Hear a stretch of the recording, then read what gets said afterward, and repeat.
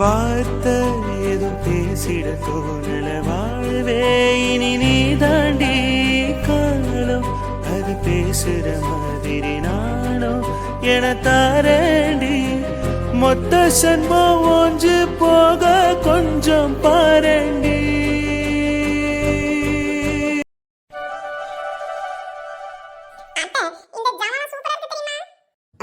செம்மையா இருக்கும். இதெல்லாம் நீயே வச்சுக்கணும் இனிமேல். ஆமாண்டி தங்கம், இதெல்லாம் உனக்கே தான். நீயே வச்சுக்கோ இனிமேல். ஏன்னா இதெல்லாம் நான் சின்ன பிள்ளையில விளையாண்டது. எங்கள் அண்ணன் ஒரு திருவிழாவுக்கு போகும்போது எங்கேயாவது போகும்போதெல்லாம் இந்த மாதிரி நான் சொப்பு சமாச்சிட்டு விளையாடுவேனா. அதனால எனக்கு இந்த மண்ணில் அப்புறம் சில்வரு அப்புறம் கல் இது எல்லாத்துலேயும் செஞ்சது எல்லா செட்டும் வாங்கி தந்துருச்சு. அதனால நான் சின்ன பிள்ளையில இதெல்லாம் சேர்த்து வச்சிருந்தேன் தெரியுமா. ஆமா நந்தகுட்டி, நான் உனக்கு மொத்தம் கொடுக்கிட்டேன்.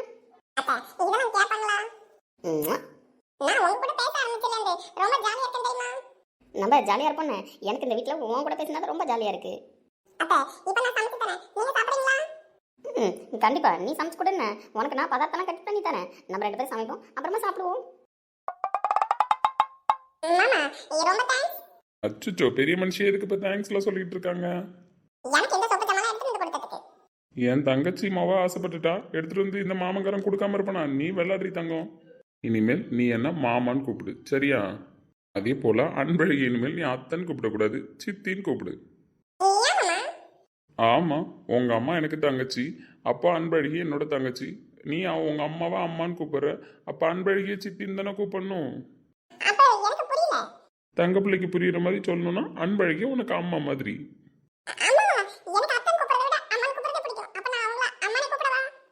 கூப்பிட்டுடி தங்கம், உனக்கு எப்படி தோணுதோ அப்படி கூப்பிடு. இப்போ என்ன எப்படி கூப்பிட்டா?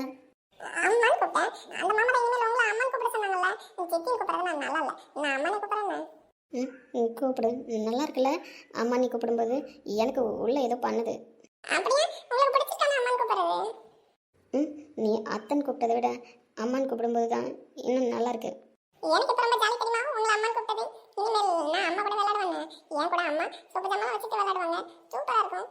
யார் என்ன சொன்னாலும் இனிமேல் நீ மாத்தி கூப்பிட வேணான்னு என்ன அம்மானே கூப்பிடு.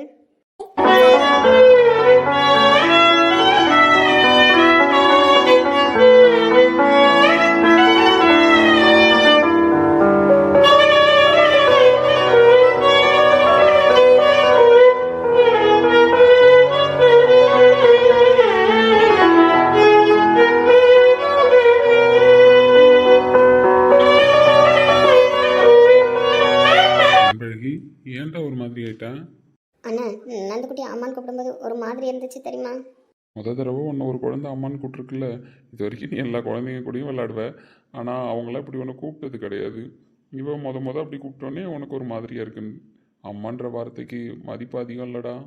நீ சொல்லுவல்லண்ணா, அம்மா அப்பாவுக்கு மதிப்பு அதிகம்னு. அதே மாதிரி தான் நந்துக்குட்டி கூப்பிட்டப்ப எனக்கு ஒரு மாதிரியா இருக்கு. சந்தோஷமா தானே இருக்கு உனக்கு கூப்பிடும்போது. அண்ணா, ரொம்ப சந்தோஷமா இருக்கு தெரியுமா. அவ்வளோதான், அவள் அப்படியே கூப்பிட்டு ஒன்று, இதில் என்ன இருக்கு? சரி, வேற ஏதாவது வேணுமான்னு சொல்லு, நீ விளையாண்ட பொருள்லாம் எடுத்துட்டு வந்து தரேன், சரியாம்மா? சரிண்ணா. அண்ணா, அவள் தான் கேட்டாண்ணா, காலையில் இதெல்லாம் எடுத்துகிட்டு வந்திருக்கீங்கன்னு நீங்கள். நான் எவ்வளோ பெரிய வேலையில் இருந்தாலும் சரி, என் தங்கச்சி ஒரு விஷயம் கேட்டானா அதை அப்படியே போட்டுட்டு ஓடி வந்துடுவேன். உங்கள் பாசத்தெல்லாம் சொல்லி விவரிக்கவே முடியாதுண்ணே, அந்த அளவுக்கு உங்கள் 2 பேரோட பாண்டிங் இருக்குது. அவள் கூட்ட குரல்ல நான் அவள் கூப்பிட்ற தூரத்துலேயே நிற்கணுன்னு தான் நான் எப்போவுமே வேண்டிப்பேன். அதே போல தான் கடவுள் இப்போ அவள் கூப்பிட்டா எனக்கு கேட்குற தூரத்தில் தான் வச்சுருக்காரு. அப்படி இருந்தும் அவள் கூட்ட குரலுக்கு நான் ஓடி வரலன்னா என்ன அர்த்தம் சொல்லுமா? அது சரி, இப்படி ஒரு அண்ணன் எனக்கும் கிடைச்சிட்டாரேன்னு எனக்கு சந்தோஷமாக தான் இருக்குது. என் தங்கச்சிங்க எல்லாரும் சந்தோஷமாக இருந்தால் இந்த அண்ணனுக்கும் சந்தோஷம்தான். நான் இருந்தாலும் இதெல்லாம் அன்பழகி விளையாடுறதுக்கப்புறம் அவங்க குழந்தைக்கு கொடுக்கறதுக்காக வச்சுருந்துருப்பீங்க. இப்போ கொண்டு வந்து மொத்தமாக நந்துக்குட்டிக்கு கொடுத்துட்டீங்க. என்னம்மா பேச்சுக்கு ஊருக்காக உன்னை தங்கச்சின்னு சொல்கிறேன்னு நினச்சியா? இப்போ மட்டும் அங்கே யார் விளாட்றா? என் தங்கச்சி மாவு தானே விளாட்றா. அந்த உரிமையை இப்போ இல்லை, எப்பயும் நான் விட்டு கொடுக்க மாட்டேன். ஏன்னா நீங்களாம் என் தங்கச்சின்றதை நீங்கள் சொல்லி நான் உணரல, என் தங்கச்சி சொல்லி உணர்ந்திருக்கேன். அதனால நான் சாவர வரைக்கும் நீங்களாம் என் தங்கச்சின்ற உணர்வு என் மனசுலேருந்து கண்டிப்பாக போகாது. என் தங்கச்சி இந்த பொருள்லாம் வச்சு விளாண்டதுக்கப்புறம் என் தங்கச்சி புள்ள வச்சுக்கிட்டு விளாடணும்னு ஆசைப்பட்டேன். இப்போ நான் சந்தோஷம் தான் படுறேன். என் தங்கச்சி மாவு தானே வச்சுக்கிட்டு விளாட்றா. இதுக்கெல்லாம் நாங்கள் எப்போ என்ன புண்ணியம் பண்ணான்னு தெரியலண்ணே. இந்த மாதிரி ஒரு குடும்பம், இந்த மாதிரி ஒரு அண்ணன், இப்படி ஒரு தங்கச்சி, இவங்கெல்லாம் கிடைக்கிறதுக்கு. வருத்தப்படாதீங்கடா, இனிமேல் எல்லாமே நல்லதே நடக்கும், சரியா?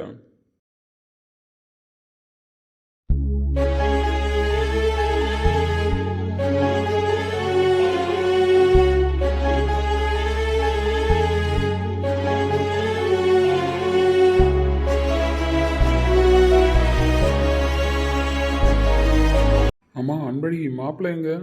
அவர் உள்ள அங்கே கிளம்பிட்டு இருந்தாருண்ணே, ஆஸ்பத்திரிக்கு போனோம்ல, அவருக்கு எல்லாம் செஞ்சு கொடுத்துட்டு தான் வந்தேன். அவர் சாப்பிட்டாரு, அங்கே வசந்த் மாமாட்ட ஏதோ பேசிக்கிட்டு இருந்தாரு, இப்போ வந்துருவாரு. நீ மாட்டுக்கும் ஏதாவது வேடிக்கை பார்க்குறேன் ஜாலியாக விளையாடுறேன்னு சொல்லிட்டு மாப்பிள்ளையை கவனிக்காமல் விட்டுறக்கூடாது. மாப்பிள்ளைக்கு எல்லாம் செஞ்சது போக மீதி நேரத்தில் தான் நீ நந்துக்குட்டியும் விளையாடணும், சரியா? நீ வர்ற வரைக்கும் நந்துக்குட்டி தனியாக விளையாண்டுக்கிட்டு இருப்பா. நீ வந்ததுக்கப்புறம் உன் கூட சேர்ந்து விளையாடுவா. மாப்பிள்ளை கிளம்புற வரைக்கும் அவர் கூட தான் இருந்து என்ன வேணும் எது வேணும்னு கேட்கணும், சரியாம்மா? ம் சரிண்ணே, நான் அவருக்கு செய்ய வேண்டியதில் எதுவும் குறை வைக்க மாட்டேன். எல்லாமே பார்த்து பார்த்து தான் செய்வேன். நான் கல்யாணம் பண்ணும்போதே சொல்லியிருக்கலாம், நான் அவருக்கு ஆத்த மாதிரி இருப்பேன்னு சொல்லிட்டு. அதனால் கண்டிப்பாக நான் எல்லாமே செய்வேண்ணே. என் தங்கச்சின்னா தங்கச்சி தான், பொறுப்பாக நடந்துக்கிறாளே. ம் ஆமாம். அதை விட அந்த மாமங்காரனுக்கு என்ன வேலை சொல்லு? என் தங்கச்சி மாவை சமைச்சதை சாப்பிட்டு பார்க்கறது தானே மொதல் வேலையே. நீ சமைச்சு வைடி தங்கம். உள்ளே போயிட்டு வந்தோடனே மாமா நல்லா பசியாக இருப்பேன், வந்து ஒரு பிடி பிடிக்கிறேன்னு. ம் செய்யுங்க செய்யுங்க. உங்க 3 பேர்கிட்ட நான் திரும்பி சொல்ற ஒரே விஷயம் இதுதான். நம்ம ஹாஸ்பிட்டல்னு கட்டினதுக்கப்புறம் நம்ம ஊருக்காக சேவை செய்யறதுக்குன்னு நடத்துகிற முதல் கேம்ப் இது. எந்த குறையும் இதில் வந்துடக்கூடாது. யாரும் ஒரு குறை சொல்கிற மாதிரி எந்த விஷயமும் நடந்துடக்கூடாது. கண்டிப்பாக எல்லாருக்கும் பார்த்து பார்த்து கவனித்து சிறப்பாக நடத்தணுக்கணும். ஏன்னா இந்த மாதிரி ஒரு முகாம் நடந்ததே இல்லைன்ற அளவுக்கு நடக்கணும். வசந்த் மட்டும் தனியாக அந்த கேம்ப் எடுத்து பண்ணுறேன்னு சொன்னப்போ எங்களுக்கு கொஞ்சம் பயமாகவும் இருந்துச்சு. சின்ன பையனாக இருக்கான், எப்படி பண்ணி முடிப்பான், இன்னும் டாக்டர்ஸ்லாம் எப்படி இவன் வந்து வர வைப்பான், எப்படி பண்ணுவான் அப்படின்றதுல ஐடியாவே இல்லாத இருந்தோம். இப்போ நீங்கள் 2 பேரும் வந்ததுக்கப்புறம் அவனுக்கு யானை பலம் வந்த மாதிரி அவன் சிறப்பாக பண்ணிடுவான்றதுலாம் குறை கிடையாதுப்பா. பாவம் புள்ள தனியாக தவிச்சு நிற்பானே அப்படின்னு தான் நாங்கள் யோசிச்சுட்டு இருந்தோம். இப்போ நீங்கள் கூட வந்ததுக்கப்புறம் எங்களுக்கு ரொம்ப சந்தோஷமாக இருக்குது. நீங்கள் எதுவும் யோசிச்சு வருத்தப்படாதீங்கப்பா. கண்டிப்பாக தாத்தா சொல்கிற மாதிரி நீங்கள் சொல்கிற மாதிரியும் இந்த மாதிரி ஒரு கேம்ப் இந்த சுற்று வட்டாரத்தில் நடக்கலைன்ற மாதிரி நம்ம பண்ணிடலாம்.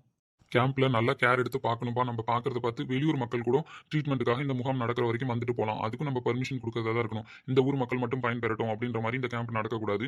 இந்த சுற்று வட்டாரத்தில் இருக்கிற யார் வேணாலும் வந்து இலவச முகாமில் கலந்துக்கிட்டு வைத்தியம் பார்த்துக்கலாம். அப்படின்ற மாதிரி நம்ம சிறப்பாக வைத்தியம் பார்க்க போகுதான் அவங்க எல்லாரும் வருவாங்க. ஊரில் இருக்கிற ஒருத்தவங்களும் கேம்புக்கு வரணும். பிரச்சனை இருக்கிறவங்க தான் வரணும், பிரச்சனை இல்லாதவங்க வரக்கூடாது அப்படின்லாம் இருக்கக்கூடாது. எல்லாருமே வந்து முகாமில் கலந்துக்கணும். அப்படி யாராவது வராமல் இருந்தால் கூட நீங்கள் நோட் பண்ணி இந்த ஃபேமிலி இந்த தெருவில் இத்தனை வீடு அப்படின்லாம் கணக்கு பண்ணி வந்தாங்களா அப்படின்றதெல்லாம் கொஞ்சம் எடுத்து பண்ணுங்க, சரிங்களா? ஏன்னா இது கிராமம், உடனே முகாம் போட்டிருக்காங்கன்றதுனால வந்துட மாட்டாங்க. அவங்களுக்கு நம்பிக்கை வர்றதுக்கு கொஞ்சம் நாளாகும் இல்லைங்களா? ஸோ 10 நாள் கேம்ப்ன்றதுனால அவங்கள வர வைக்கிற பொறுப்பும் நம்ம கையில் தான் இருக்குது. நம்ம பார்க்குற வைத்தியத்தில் தான் அவங்க வர்றதும் வராமல் வீட்டில் இருக்கிறதும் இருக்குது, சரியா? முழுக்க முழுக்க நம்ம குடும்பத்து மூலயமா நடக்கிற இலவச முகாம் இது, சரியாப்பா? அதில் எந்த குறையும் வந்துடக்கூடாது. இலவசமாக வைத்தியம் பார்த்தாங்க, ஏனோ தானோ வைத்தியம் பார்த்தாங்கன்ற பேரும் வந்துடக்கூடாது. சரிங்க தாத்தா, கண்டிப்பாக எல்லாமே பார்த்து பார்த்து பண்ணிடலாம். ஐயோ என்னையா திடீர்னு ரூம்குள்ளெல்லாம் வந்து நிற்கிறேன்? இவ்வளோ தைரியம்லாம் உனக்கு கிடையாதே. ஆமாம், எப்படி ரூமுக்கு வந்த? நீ தான் அப்பப்போ என்ன டீஸ் பண்ணி பார்ப்ப, தைரியமே இல்லை உனக்கு, தைரியமே இல்லை உனக்குன்னு. அதான் என் தைரியம் எந்த அளவுக்கு இருக்குன்றதை ப்ரூவ் பண்ணலான்னு ரூம் வரைக்கும் வந்தேன். தைரியம் இருக்குதான், இதெல்லாம் கொஞ்சம் ஓவர் தைரியம். என்ன இப்படியா ரூமில் வந்து நிற்பாங்க? யாராவது பார்த்தா என்ன நினைப்பாங்க? நீ தானடி சொல்லுவ, கட்டிக்க போறவகிட்ட உரிமை எடுத்து நிற்கிறான் அப்படின்னு நினைப்பாங்க 4 பேர் பார்த்தா அப்படின்னு. நான் கேட்ட கேள்வியெல்லாம் இன்னைக்கு நீ கேட்டுக்கிட்டு இருக்க. ஏன்டி ரோட்டில் நின்று முத்தம் கொடுக்கவே ஒத்துக்கிற, இப்படி வீட்டுக்குள்ளே ரூமுக்குள்ளே வச்சு கொடுக்கறத ஒத்துக்க மாட்டியா? ஐயோ அதெல்லாம் நீ தைரியமாக இல்லைன்றதுக்காக உன்னை டீஸ் பண்ணுறதுக்காக சொல்கிறது. நீ இப்படி தைரியத்தை வர வச்சு ரூம் வரைக்கும் வந்து நிற்பன்னு நான் எதிர்பார்க்கலையே. தைரியம் இல்லைன்னா அப்படியே இருந்துருவான் அருள். தைரியம்னு வந்துருச்சுன்னா அல்டிமேட்டாக வந்துடும். அதான் ரூமுக்கே வந்துட்டேன். ஆமாம், ரூமுலலாம் தைரியமாக வந்திருக்கியே, வெளில யாரும் உன்னை பார்க்கலையா? நோட் பண்ணாமலாம் இருந்தாங்க? உங்கள் அண்ணனுங்க அங்கே ஏதோ கேம்ப் விஷயமா உங்கள் அப்பா கிட்ட தாத்தா கிட்ட எல்லாம் பேசிக்கிட்டு இருக்காங்க. என் தங்கச்சிங்கெல்லாம் அவங்கவுங்க வேலையை பார்த்துக்கிட்டு இருக்காங்க. எல்லாரும் பிஸியாக இருக்காங்க. அதான் சும்மா இருக்கியா இல்லை நம்ம ஏதாவது பிஸியாக ஒன்று வச்சுருக்கலாமா அப்படின்றத பார்த்துட்டு போகணுன்னு ரூமுக்கு வந்தேன். ஆமாம், யாருமே நோட் பண்ணலனாலும் ஒரு 2 கேரக்டர் ஒன்று நோட் பண்ணியிருக்குமே. எங்கள் பாட்டி அப்புறம் வைஷு, இவங்க 2 பேர் வெளியில் இல்லையா? அந்த பாட்டியையும் காணோம், இந்த கடைக்குட்டியும் காணோம், எங்கன்னு தெரில. சரி, நீ எதுக்கு ரூமுக்கு வந்த இப்போ அதை சொல்லு. நீ தான் ஆசைப்பட்டு ரொம்ப நாளாக ஒன்று கேட்டுக்கிட்டே இருக்கியே, அதை வேற அப்பப்போ கொடுக்காம ஏமாற்றிட்டு போயிட்டுருக்கேன். அதான் சரி ஏன் அதை குறை வச்சுக்கிட்டு கொடுத்துட்டு போயிடலாமேன்னு வந்தேன். ஐயோ நீ எதை பற்றி சொல்ல வர? நீ எதை பற்றின்னு நினச்சி தடுமாறி இப்போ கேட்க வந்தியோ அதை பற்றி தான் சொல்ல வரேன். ஐயோ வேணாம். அதெல்லாம் முடியாது. இன்னைக்கு அருள் ஒரு முடிவு பண்ணிட்டான், வேணும். ஐயோ உன் கேரக்டர் ரொம்ப குட் கேரக்டர்னா இப்படிலாம் பண்ணக்கூடாது. கருவப்பையா நீ ரொம்ப குட் பாய்னா? ஏம்மா பசங்கனாலே பேட் பாய் தாம்மா, அதுவும் பொண்டாட்டிக்கிட்டையும் லவ்வர்கிட்டையும் பேட் பாய் தான். இந்த விஷயத்துலலாம் குட் பாயாக இருந்து நான் என்ன மெடலாம் வாங்கிக்க போகிறேன்? அதுவும் ரொம்ப நாளாக நீ கேட்டுக்கிட்டே இருக்க. கொடுக்கலன்னா என்ன வருது? உள்ள பேட் பாயின்ற கேரக்டரை தூங்க வச்சுருந்தேன், நல்லவன்ற கேரக்டர் தான் வெளில வச்சுருந்தேன். ஆனால் நீ தான் உசுப்பேத்தி அந்த பேட் பாயை வெளில வர வச்சிட்டியே. இப்போ இந்த அருளுக்கு அருள் வந்துருச்சு, கொடுத்தே அவனும் முடிவு பண்ணிட்டான். கொடுத்துருவோமா? மாம்சு இதெல்லாம் ரொம்ப தப்பாக இருக்குன்னு வேணாயா. நீ என்ன பேசினாலும் என்னால் கண்ட்ரோல் பண்ண முடியாது. இன்னைக்கு கொடுத்துட்டு தான் போவேன். யோ சொன்னா கேளியா. ஏய், சும்மா இருந்தவனை உசுப்பேத்தி கொடுன்னு சொன்னது நீ. இப்போ கொடுக்கணும்னு ஒரு முடிவோட வந்திருக்கேன். இப்போ வேணாம் வேணாம் அப்படிங்கிற. தெரியாம சொல்லிட்டேன்யா. நீ தைரியமா இல்லைன்னு சொல்லிட்டு உனக்கு தைரியம் வர வைக்கிறதுக்கு அப்படி சொன்னேன். இப்போ நீ தைரியசாலி தான் நான் ஒத்துக்கிறேன்னு. அதனால வெளியில போயிடியா. நான் தைரியமானவன் தான் அப்படின்னு ப்ரூவ் பண்ணிட்டு போகலான்னு வந்திருக்கேன் இன்னைக்கு. இந்த தைரியத்தை தடுக்கிறதுக்கும் உனக்கு எந்த ரைட்ஸும் கிடையாது. அப்ப கண்டிப்பா கொடுக்க போற அப்படித்தானே. என்ன டோனை மாற்றி பேசினா பயந்துருவேன்னு நினச்சியா? கொடுக்கறதுக்கு தானே வந்திருக்கேன். சரி கொடு. என்னடி பொசுக்குன்னு கொடுன்ட்டா? யோ நீ தான் ஆசையா வந்துட்டல, அப்புறம் என்ன, அது ரூம் வரைக்கும் வந்துட்ட. இங்க யாரும் பார்க்க மாட்டாங்க, நீ கொடுத்துட்டே போ. ம் வேணாம் வேணாம், நீ ரொம்ப பயத்தில் இருக்க. இப்போ கொடுத்தா சரி வராது, அப்புறமா வந்து கொடுக்குறேன்னா. அதெல்லாம் முடியாது, இப்ப கொடுத்துட்டு போ. இவ்வளோ நம்ம பயமுடுத்தலான்னு வந்தா திரும்ப இவன் நம்மளை பயமுடுத்திடுவா போலயே. கருவா பயலே என்கிட்டேவா. நீ கிட்ட வந்து நிற்கும் போது உன் மூஞ்சி மட்டும் தான்டா வரப்பா இருக்கு. கை கால்லாம் கடகடன்னு ஆடுறது எனக்கு நல்லாவே தெரியுது. ஆனால் கொஞ்ச நேரம் தைரியம் தான் வந்துருச்சோன்னு நினச்சி பயந்துட்டேன். கடைசியில் சார் கிட்ட வந்ததுக்கு அப்புறம் தானே தெரியுது பயத்தோட உச்சக்கட்டத்தில் இருக்காருன்னு. அப்புறம் மாமா என்ன இன்னும் கொஞ்சம் கிட்ட வரவா? ஏய் பொடி. போடியா, இவ்வளோ நேரம் வாடி வாடின்ட்டு இப்போ போடிங்கிற. சரி இப்படியே கிராஸ் பண்ண ஒரு ரூம் ஓப்பனில் இருந்தது. சரி அப்படியே ஒரு விசிட் பண்ணிட்டு போகலாமேன்னு வந்தா நீ என்னை அலற விட்டுருவ போலயே. இவ்வளோ பயத்தை உள்ள வச்சுக்கிட்டு இப்போ போட்ட பற்றியா ஒரு ஆக்டிங்கு. ஆமாம், எப்படி கண்டுபிடிச்ச? அது சிம்பிள். அதாண்டி எப்படி கண்டுபிடிச்ச? நீ ஏட்ட நின்று பேசும்போது நானும் பயந்து தான் போயிட்டேன். ஆனால் கிட்ட வரன்னு வந்த பற்றியா உன் கை உதறதும் கால் உதறதும் எனக்கு இங்கே தெரியுது அதிர்வு. சி, அவ்வளோ கேவலமாவா நடுங்கிறது உனக்கு தெரியுது? அப்பட்டமாக தெரியுது. சாரிண்ணா, எனக்கு தைரியம்லாம் இல்லை தான். இருந்தாலும் சும்மா ஒன்று டீஸ் பண்ணி பார்க்கலான்னு வந்தேன். நான் கிளம்புறேன். உங்ககிட்ட பிடிச்சதே இந்த இன்னசென்ட் தான் மாமா. உங்ககிட்ட கிட்ட நெருங்கி வரணும்னு நினச்சாலும் என்னால் முடியலடி. நீ எனக்கு கனவுல எப்போ ஆகுறியோ அப்போ நான் உன்கிட்ட வந்துக்கிறேன். அப்புறம் உங்கள் தங்கச்சிங்களெல்லாம் பார்த்தாச்சா? நான் வேற இதெல்லாம் கேள்விப்பட்டு ரொம்ப ஷாக்கில் இருக்கேன்னு. அன்றைக்கி நான் ஆஃபீஸ் விட்டு வரல, அதுக்குள்ளே இவ்வளோ பெரிய போர்க்களமே நடந்திருக்குன்னு. ஆமாம், அன்னைக்கு அன்பழகி கூப்பிட்டு எல்லாரையும் தங்கச்சின்ட்டா. நானும் பாரபட்சமே இல்லாத எல்லாரையும் தங்கச்சின்னு ஏற்றுக்கிட்டேன். எவ்வளோ சந்தோஷமா இருக்கு தெரியுமா? ஒரு தங்கச்சி இருந்தப்பவே நான் அவ்வளோ சந்தோஷப்பட்டேன். இத்தனை தங்கச்சிங்க இருக்கும்போது நான் சந்தோஷப்பட மாட்டேனா? அவங்களாம் வாழ்க்கையில் ஒரு பிடிப்பே இல்லாத வாழ்ந்துட்டுருக்காங்க மாமா. அவங்க எல்லாருக்கும் ஆலமரம் மாட்டோம் நான் நிற்பேன் நீ சொன்ன பாரு மாமா. அதை கேள்விப்பட்டதுலேருந்து எனக்கே ரொம்ப சந்தோஷமாக இருந்துச்சு தெரியுமா. எல்லா பிள்ளைங்களுமே ஒரு ஒரு பக்கம் தவிச்சு போய் தான் நிற்குதுங்க. என்ன பண்ணுறதுன்னு தெரியாமல் தான் வாழ்க்கையை அதுங்க நகர்த்திக்கிட்டு இருக்குதுங்க. எல்லார் பிரச்சனையும் கொஞ்சம் சரியாகணும். கண்டிப்பாக சரியாகிடும், பார்த்துக்கலாம். ஐயோ இப்போ எதுக்கு பேசிக்கிட்டே நான் வந்து போனேன். ஏய், உனக்கும் தைரியம் இல்லை எனக்கும் தைரியம் இல்லைன்னு நம்ம ரெண்டு பேர் தைரியம் என்னன்னு இப்போவே நம்ம ரெண்டு பேருக்கு தெரிஞ்சு போச்சு. இன்னமா நீயும் மெயின்டைன் பண்ணுற? அம்சே என்னதான் இருந்தாலும் நீ என்கிட்ட நெருங்க மாட்டேன்னு தெரிஞ்சும் உன்னை டீஸ் பண்ணி சந்தோஷப்படுறதுல எனக்கு ஒரு ஹாப்பி. அது சரி.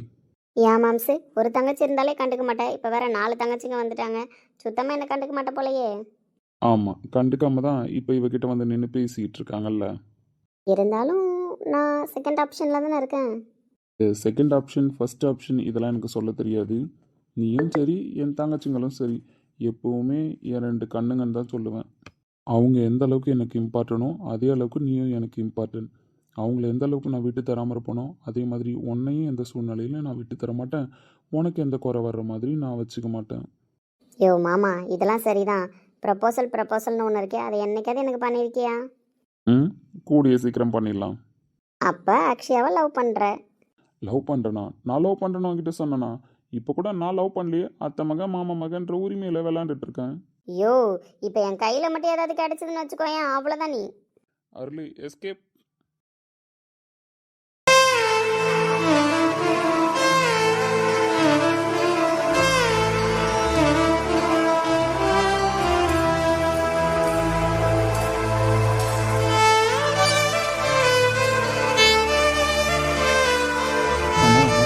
எப்போ போகிறாங்க?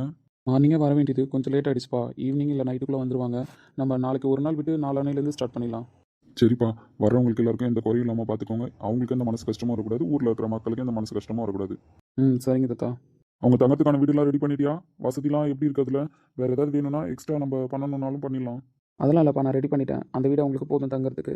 சரிப்பா, என்ன ஏதுன்னு அவங்களுக்கு எல்லாரும் பார்த்து கவனிங்க. ஏன்னா உங்களை மாதிரி அவங்களும் பெரிய பெரிய டாக்டர்ஸ் இல்லையா? அதனால அவங்களுக்கு எந்த வசதியும் குறை இருக்கக்கூடாது. அவங்க மனசு திருப்தியாக இருந்தால் தான் எல்லாருக்கும் வைத்தியம் பார்த்து மக்களும் திருப்தி அடைவாங்க. அதில் எல்லாரும் தெளிவாருங்க. சரிங்கப்பா. இப்போ முடிவாக என்னதான் சொல்கிறேன்? நான் ஒன்றும் எடுத்துகிட்டு வர மாட்டேன். நான் இவ்வளோ நாள் எடுத்துகிட்டு வந்து கொடுத்தா நீங்கள் சாப்பிட்டீங்க. ஏன்டி இவ்வளோ நாள் நீ என் பொண்டாட்டியாக இருந்தாலும் நம்ம 2 பேரும் மனசுக்கு பிடிக்காம இருந்தோம், அதனால நீ எடுத்துகிட்டு வரல. இப்போ தான் என் பொண்டாட்டியை நான் லவ் பண்ண ஆரம்பிச்சிட்டேனே, அதனால என் பொண்டாட்டி கையால் சாப்பிட்டா தான் எனக்கு சாப்பிட்ட மாதிரி இருக்கும். ஏங்க ஓவராக பண்ணாதீங்கண்ணே. சாப்பாடெல்லாம் செஞ்சாச்சு, உங்களுக்கு கட்டியும் வச்சுட்டேன். லஞ்ச் பேக்கை எடுத்துகிட்டு போகிறதுக்கு உங்களுக்கு என்ன? என்னால் முடியாதுடி, நான் எடுத்துகிட்டு போக மாட்டேன். மதியம் நீயே வந்து உன் கையால் பரிமாறினா மட்டும்தான் நான் சாப்பிடுவேன். போதுமா? இப்போ இதான் உங்கள் முடிவு அப்படிதானே? தெளிவாக சொல்லிட்டேன். எத்தனை தடவை கேட்டாலும் இதே பதில தான் சொல்லுவேன். இதான் என் முடிவு. மதியம் என் பொண்டாட்டி வந்து அவள் கையால் எடுத்து வச்சு பரிமாறினா மட்டும்தான் நான் சாப்பிடுவேன். இல்லைன்னா நீங்கள் பட்டினி தான் கிடப்பேன், பார்த்துக்கோ. ஏங்க வெய்ய காலம்ல, அதனால வர முடியல. ஒரு மாதிரியா இருக்குது, அதான் நான் வரல. நீங்களே எடுத்துகிட்டு போகலாம்ல. ஆஹா, நீயே நல்லா யோசிச்சு சொல்லுன. வெய்ய காலம், அதனால புருஷனுக்கு வந்து சாப்பாடு பரிமாற முடியல. அதை யார் சொன்னாலும் நம்புவேன், நீ சொன்னா நம்ப மாட்டேன்டி. புருஷனுக்காகவும் புருஷன் குடும்பத்துக்காகவும் கொதிக்கிற பாலை கையில் ஊற்றிக்கிட்டவ நீ. அப்போ சுடாத கை தான் இப்போ வெயில்ல உனக்கு சுட போகுது, அப்படி தானே? ஏங்க நீ மதியம் லஞ்ச் எடுத்துட்டு வந்தால் மட்டும்தான் நான் சாப்பிடுவேன். நீ வரலன்றதுக்காக நான் வெளியில் சாப்பிடுவேன்னு மட்டும் நினைக்காத. உன் புருஷன் சாப்பிடணுமா இல்லை பட்டினி கிடக்கணுமா நீயே முடிவு பண்ணிக்கோ. என்னங்க என்ன இப்படிலாம் கிட்ட வந்து அப்படி பாவமாக பார்த்து நீ பேசுனீன்னா அப்படியே நான் வேணான்னு சொல்லிடுவேன்னு நினச்சியோ? அப்போ நான் வந்தே ஆகணுமா? வந்தே தான் ஆகணும், வேறு ஆப்ஷன் இல்லை. இன்னைக்கு இவ்வளோ பிடிவாதமாக வர சொல்கிறாருன்னு தெரியலையே. நம்ம கொஞ்சம் கஷ்டப்பட்டால் கூட தாங்க மாட்டார். நம்ம இவ்வளோ தூரம் வரலன்னு சொல்கிறோம், ஏற்றுக்காம வான்னு சொல்கிறாருன்னா. என்னடா நம்ம இவ்வளோ கஷ்டப்பட்டு பேசியும் இவன் ஒத்துக்க மாட்டானே, நம்ம வந்தே ஆகணும்னு சொல்கிறானே, நீ இன்னாரும் யோசிக்க ஆரம்பிச்சிருப்ப. நீ யோசிக்கிறது கரெக்டு தான். நீ வெளியில் வந்தால் மட்டும்தான் உன்னை பற்றி நான் கண்டுபிடிக்க முடியும். சாப்பாடு நீ வந்து கொடுக்கணுன்ற அவசியம்லாம் இல்லை. உன்னை அலைய வைக்கிறதுக்கு எனக்கும் விருப்பம் இல்லை. ஒரு சில டவுட் இருக்கு மகா, அதை நீ வெளியில் வந்தால் தான் நான் கிளியர் பண்ணிக்க முடியும். நீ வா, உன்னை தொடர்ந்து 4 நாள் நான் ஸ்டேஷன் வர வச்சா மட்டும்தான் இதுக்கான சொல்யூஷனை நான் கண்டுபிடிக்க முடியும். மற்றபடி உன்னை அலைய வைக்கணுன்ற விருப்பம்லாம் எனக்கு கிடையாதுடி. வீட்லேயே நம்மக்கிட்ட சரியாக பேச மாட்டார், தயங்கி தயங்கி தான் பேசிக்கிட்டு இருக்காரு. அப்படி இருக்கிற ஒரு ஸ்டேஷனுக்கு நம்மளை வர சொல்லி பேசணும், உங்ககிட்ட தனியாக பேசணும், உங்ககிட்ட டைம் ஸ்பெண்ட் பண்ணணும்னு சொல்கிறதுக்கெலாம் வாய்ப்பு இல்லையே. ஏன் கூப்பிட்றாரு? ஏய், என்ன ஓவரா திங்க் பண்ணிட்டு இருக்கேன்? இல்லைங்க, நான் கொஞ்சம் கஷ்டப்பட்டாலே நீங்கள் விட்டுருவீங்க. இவ்வளோ தூரம் ஃபோர்ஸ் பண்ணி வர சொல்கிறீங்களே, அதான். ஆமாம், நீ கொஞ்சம் கஷ்டப்பட்டாலே விட்டு வந்தான். இவ்வளோ ஃபோர்ஸ் பண்ணி வர சொல்கிறேன்னா அப்போ புருஷன் ஆசைப்படுறான்னு புரிஞ்சுக்கிட்டு நீயே வந்திருக்க வேணாமா? இந்நேரம் வரேன்னு சொல்லியிருக்க வேணாமா? இப்போ என்ன, உங்களுக்கு நான் வரணும் அவ்வளோதானே? ஆமாம். நம்ம ஒரே ஒரு நாள் வெளியில் போனதுக்கே அந்தாலும் நம்மளை பார்த்துட்டான். அந்த மிரட்டாத குறையாக பேசிட்டு போனான்.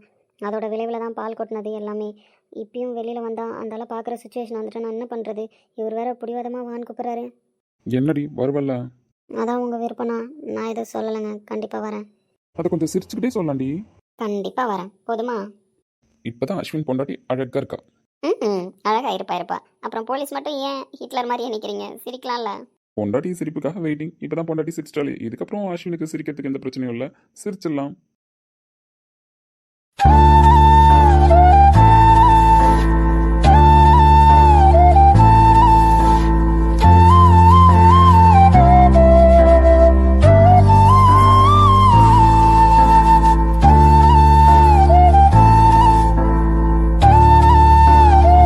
ஏன் பூ வைக்கல? வைக்கணும் இதுக்கப்புறம் தான். சரி, ஸ்டேஷனுக்கு வரும்போது மறக்காமல் வச்சுட்டு வந்துடுன்னு. அப்போ தான் என் பொண்டாட்டிக்கு இன்னும் எக்ஸ்ட்ரா அழகு செய்த மாதிரி இருக்கும். அஸ்வின் போதும்பா, மதியம் அந்த பிள்ளை சாப்பாடு எடுத்துகிட்டு வரலனாலும் நான் கண்டிப்பாக ஸ்டேஷன் வாசல்லேயாச்சும் கொண்டு வந்து விட்டுடுறேன். நீ ஒன்றும் கவலைப்படாத, போயிட்டு வானே. அக்கா, நீங்கள் எப்போ வந்தீங்க? தம்பி நான் பாதியிலே வந்துட்டேன்ப்பா. எனக்கு கிச்சனில் தானே வேலையே, அதனால எனக்கு நிறைய வேலை இருக்குப்பா. நீங்களும் முடிப்பீங்கன்னு வெளியிலே வெயிட் பண்ணி பார்த்தா ஒன்றும் முடிக்கிற மாதிரி தெரியல. திருப்பி காமா போட்டு ஸ்டார்ட் பண்ணிக்கிட்டே தான் இருக்கீங்க. அதான் நானே உள்ளே வந்து டிஸ்டர்ப் பண்ணலாமேன்னு வந்துட்டேன். அக்கா வேற பார்த்துட்டாங்க, இப்போ நல்லா கலாய்க்க போகிறாங்கன்னு. கலைச்சா போகிறாங்க, வாங்கிக்கோ. எப்பா ஃபுல் ஸ்டாப் வைப்பீங்களா வைக்க மாட்டீங்களா? எனக்கு கிச்சனில் வேலை இருக்குன்றல. இல்லை உன் பொண்டாட்டியை கொஞ்சம் தான் ஆகணும்னா ரூமுக்கு இட்டுட்டு போ. அதை விட்டுட்டு கிச்சனில் வந்து டென்ட் அடிச்சிட்டு இருக்கீங்க. இதுக்கு மேலே நின்னா அக்கா அடிச்சிருவாங்க, நான் போகிறேன்னு. ஏப்பா நல்லா லவ்ஸு போ. நான் ரொம்ப நாளாகவே ரெண்டும் தனித்தனியாக தான் இருந்ததுங்க. இப்போ தான் பேச ஆரம்பிச்சிருக்குதுங்க. இப்படியே இந்த பொண்ணு சந்தோஷமாக இருக்கணும். அருண், தயவு செஞ்சு திட்டாதீங்க, வீடியோ டைமிங் கம்மியாக இருக்குன்னு. அதுக்கு நான் ஃபஸ்ட்டு சாரி கேட்டுக்கிறேன். கொஞ்ச நாளாக ஒரே தடங்களாகவே தான் போயிட்டுருக்கு வீடியோ எடுக்கிறதுல. என்னன்னு தான் எங்களுக்கு புரியல. அதனால கொஞ்சம் மன்னிச்சுக்கோங்க. நாளைக்கு கொஞ்சம் வீடியோ டைமிங் அதிகமாக போட ட்ரை பண்ணுறோம். அப்புறம் எங்களோட பேர் உங்களுக்கு பிடிச்சிருக்கான்னு கமெண்ட் பண்ணுங்க. ஏன்னா எங்கள் பேர் உங்களுக்கு பிடிச்சிருக்கா பிடிக்கலையான்றது எங்களுக்கு தெரியல, தெரிஞ்சுக்கணும்னு ஒரு ஆசை. அதனால தான் இன்றைக்கி நாங்கள் பேச வந்திருக்கோம். அருளழகன் அக்ஷயா பேர் பிடிச்சிருக்கான்னு சொல்லுங்கள். ஒரு சிஸ்டர் அவங்க பொண்ணுக்கு பர்த்டேன்னு சொல்லிட்டு விஷ் பண்ண சொல்லியிருந்தாங்க. சங்கீதா அப்படின்ற ஐடியிலேருந்து வந்திருந்தது. உங்கள் பொண்ணுக்கு 7th பர்த்டேன்னு சொல்லியிருந்தாங்க. ரஜிவிதா அப்படின்னு அவங்களோட நேம் சொல்லியிருந்தாங்க. Happy birthday Rajivitha, happy 7th birthday. இனிய பிறந்த நாள் வாழ்த்துக்கள் ரஜிவிதா. இன்று போல் என்றும் நீடூடி வாழ்க. காலையிலே வீடியோ போட்டுருணுன்னு தான் நினச்சிட்டு இருந்தோம், ஆனால் முடியல. தொடர்ந்து உடம்பு சரியில்லாமல் போனது நிறைய ரீசன்ஸ் இருக்குது போடாமல் இருந்ததுக்கு. டெய்லியும் ரீசன் சொல்லிக்கிட்டே இருந்தால் நல்லா இருக்காது பார்த்தீங்களா? அதனால தான் இன்றைக்கி கம்மி டைமாக இருந்தாலும் போட்டுருணும் அப்படின்ட்டு வீடியோ போட்டிருக்கேன். நாளைக்கு கண்டிப்பாக வீடியோ போட ட்ரை பண்ணுறேன். அப்புறம் மண்டேலேருந்து கண்டிப்பாக ரெகுலராக வீடியோ போட்டுருவேன். அதில் எந்த இஷ்யூஸும் வராதுன்னு நினைக்கிறேன். கொஞ்சம் அட்ஜஸ்ட் பண்ணிக்கோங்க. அப்புறம் எங்கள் பேர் பிடிச்சிருக்கானு கமெண்டில் மறக்காமல் சொல்லிவிடுங்க. ஒன் செகண்ட் திரும்பி விஷ் பண்ணிக்கிறோம். Wish you many more happy returns of the day Rajitha. Okay மக்களே, பாய்.